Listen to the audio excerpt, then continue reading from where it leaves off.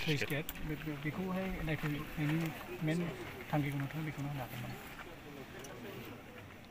बे FIS फ्ल' irrigation scheme बेखौ AIBP स्किमजों बाहायनाय जादोंमोन 9-10 फाइनान्स इयाराव दा बेवहाय बै समावनो आं एसे जेब्ला खामानि मावदोंमोन खेबफा खेबनै फैनाय नुदोंमोन एसे जिनिसा लेभेला इन्जिनियारखौ बुंदोंमोन आं खिन्थु जाय बिथांमोना बे खामानिखौ लाना फैदों बिसोर बारा गोसो होआखै जायनि थाखाय बिदि जादों टेकनिकेल उसुबिदानि थाखाय बे जिनिसा जादों हाया बिराद गोजौ ओमफ्राय दैया गाहाय जायनि थाखाय बे हेड वार्कआ कमप्लिट जाब्लाबो दैया गोजौ गाखोनो हाया जाय रायजोफ्रा आसा खालामदोंमोन बेजों गोबां माइ गायनानै थांना थानायनि लामा बेखौ मोननाय जायाखै सानजाहाबो ओरैहायबो बिदि गैया आरो दा ओंखायनो बेखौ एबार जोंहा जोंनि गोदान सरकार जाबाय परिबर्तन सरकार जोंनि BJP UPP सरकार जोंहाय जोंनि आंनि बन्धु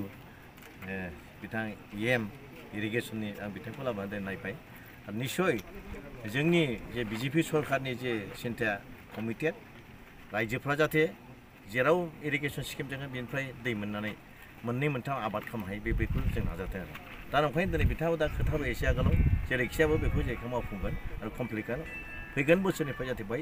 रायजोफ्रा दै मोननो हायो बेनि थाखाय बेब'स्था खालामो दा एबार दैज्लां जाबाय मावनो हानाय नङा बे दैज्लां बायब्ला बे खामानिखौ स्टार्ट खालामगोन आरो बिनि बेब'स्थाखौ लानाय जागोन आरो सार बेबायदिनो गुबुन गुबुन जायगाफोराव जेरै मागथाइगाव आरो जारागुरि गलादाङि बेफोरबायदि एरियायावहाय जों नुनो मोन्दों बिराद गिदिर गिदिर स्लुइस गेट आरो दै जगान बिफाननि दैनि नालाजोंहाय दै साप्लाइ खालामनायनि बेब'स्थाफोर खालामनाय जादोंमोन नाथाय बेफोरनि मेसिनफोर एबा जेनेबा कारेन्टनि सुबिदाफोर बेबायदि गैयियावहाय जेबो खारजुखुरि जानानै थायाखै दा नोंथाङा बेनि सायाव मावफुंनायनि सोमोन्दै माबाफोर जोंनियाव मोनथाम मोनब्रैसो फेलियर जानानै दं जेनेबा जोंनि समस्थियाव मागथाइगाव मोनसे लिफ्ट इरिगेसन दंमोन हयथ' गेजेराव बेखौ आङो मोनसे रिभाम्पिं खालामनायनि थाखाय पलिसि लादोंमोन खामानि मावदोंमोन खिन्थु कमप्लिट जायाखै बै गलादाङियाबो बेखौ DRDनि माजों मावदोंमोन DRDआथ' नोंथांमोना मिथिगौ इन्जिनियारफ्रा बे माने इरिगेसन बेजों लोब्बा गैयै इन्जिनियारफ्रा बिसोरखौ रोंनाय नङा जायनि थाखाय जे एथ' कारेन्ट बिराद दाहार संकसनिफ्राय डाइरेक्ट फैनाय बे जिखौ एखे बुफायलांजोबदों आरो दिनै जों नुदों जायगा जायगा जेनेबा बे इरिगेसन माफ्रा गाहाय लेभेलाव जानानै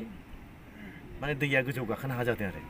बे बेड लेभेला बिराद गाहाय बानायदों जेरै बेबो आरो बै माबायाव दं माने सराइबिल खाथियाव मोनसे दं जमदर फरेस्ट खाथि बेबो गाहाय जानानै दं आरो बै रायमोनाव मोनसे दं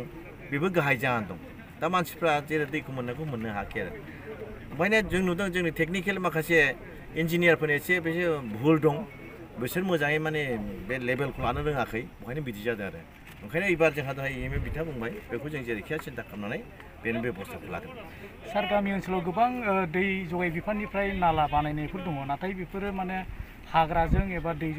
थांनो हायै अबस्था जानानै दङ दा बेफोरखौ फोसाबनानै रायजो राजानि थाखाय आबाद मावनो हानायाव सुबिदा खालामनानै होनायनि माबाफोर बिबुंथि नाला माने बे इरिगेसन स्किमजों रिलेटेड बेखौ खालामनांगोन जेराव गामिफ्राव बान्दो खोनानै माबायो गोदो बान्दो खोयोमोन दाबो DRD बायदिसिना बान्दो खोना होनाय जायो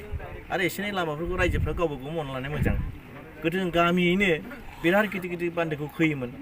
सरकारनि फैसायाव गरसे मोनामोन दा दिनै जों नुबाय रायजोफ्रा एसे माने अलसिया माइया गायगोन गाव मावनानै मोनगोन गाव मोनजागोन थेवब्लाबो आलि दोंसे खोनायावनो सरकारनि आसनि लुबैयो आरो नाथाय बिदि जाया गामिनि बान्दोफोरनि थाखाय सरकार हागौमानि होगोन आरो एफा एनै जेनेबा केनेल बानायनायखौ सहाय खालामगासिनो दं निस्सय खालामनांगोन खिन्थु एसे एनैखौ सरकाराव नेया लाबानो लोगो जेखौ इमिडियेटलि नांगौ बेखौ रायजोफ्रा ओंखारना मावनाया मोजां गावबा गावनो मानोना ओरैनोसो जनानै थायोना बेखौ मावना लानाया मोजां दा बेफोरखौ जेनेबा इरिगेसन रिलेटेड